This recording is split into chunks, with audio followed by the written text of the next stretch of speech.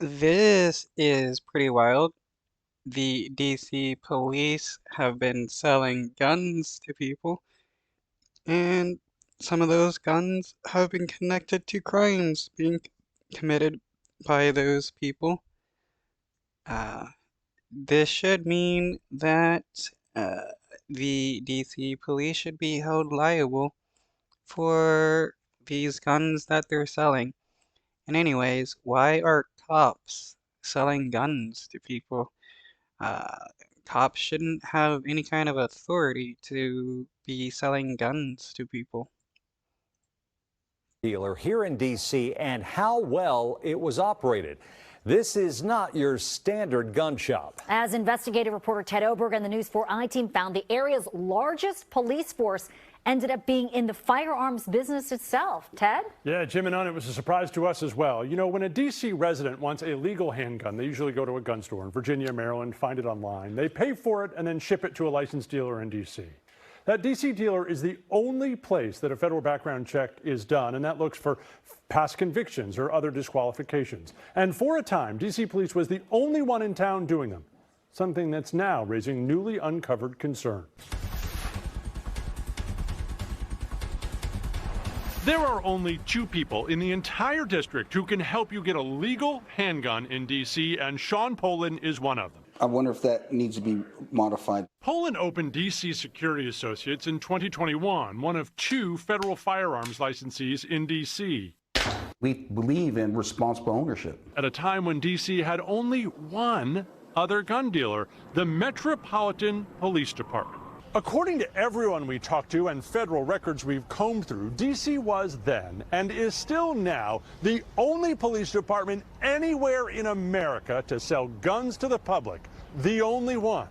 And we've got the records to show how it happened. Fearing second. Cops should not be selling guns to people whatsoever.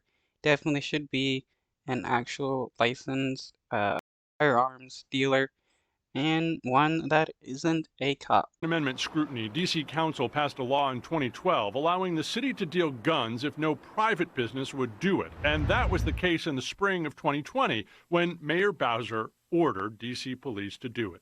In April 2020. That's crazy. The mayor ordered the police to sell guns. Couldn't they find some other city official or something to sell guns, I guess? The city officials shouldn't be selling guns to people either.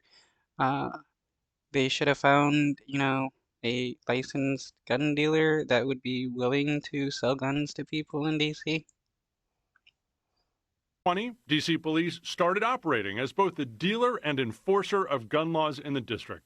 Police departments are not supposed to be firearms dealers, are they? No, heck no. That was my biggest point there.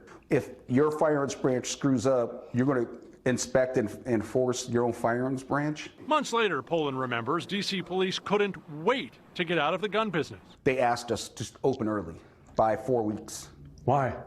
They were getting sick and tired of managing all those firearms they had down there. They had thousands of firearms waiting to be processed. D.C. police wouldn't talk to us about Poland's claim, but we do know now where some of those guns ended up. After a gun is found at a crime scene, the ATF traces it all the way back to the original sale with dealers like Poland, and then follows the trail to see who else may have bought the gun before it was used in a crime. Detectives use the traces to develop suspects. The ATF cracks down on dealers who sell a higher number of guns eventually recovered at crime scenes, forcing them to report more information and participate in what the ATF calls its Demand Letter 2 program. The agency put D.C. police in it after tracking dozens of guns from crime scenes in 2021 alone to MPD gun dealing. We are not anti-gun dealer at Brady. We are anti-irresponsible gun dealing.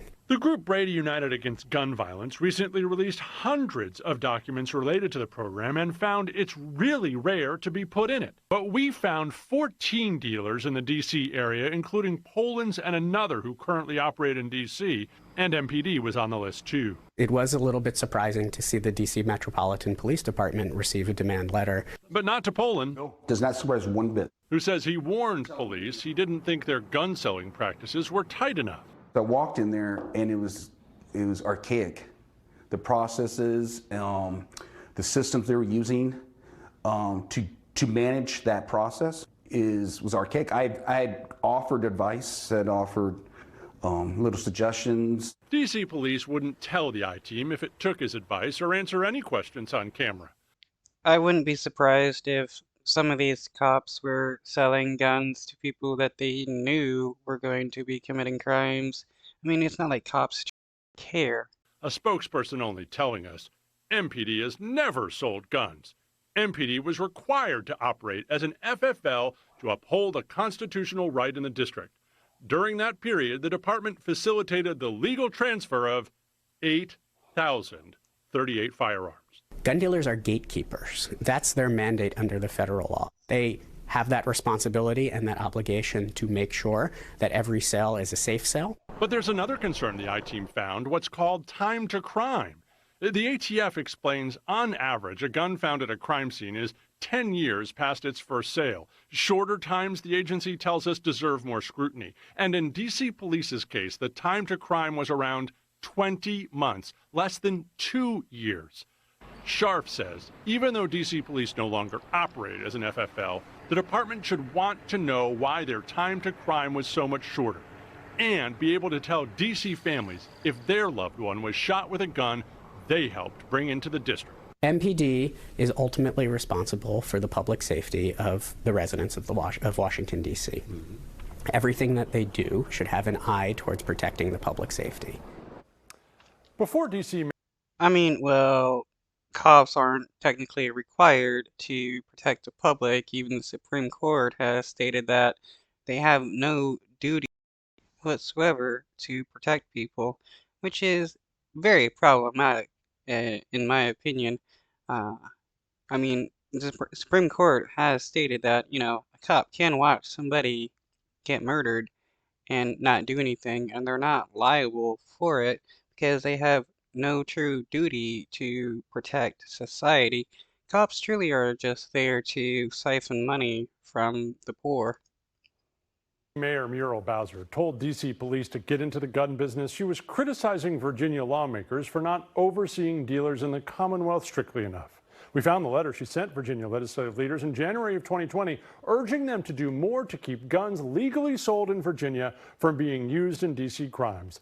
Illegal guns originating in Virginia are a key driver of gun crime in DC, Bowser wrote.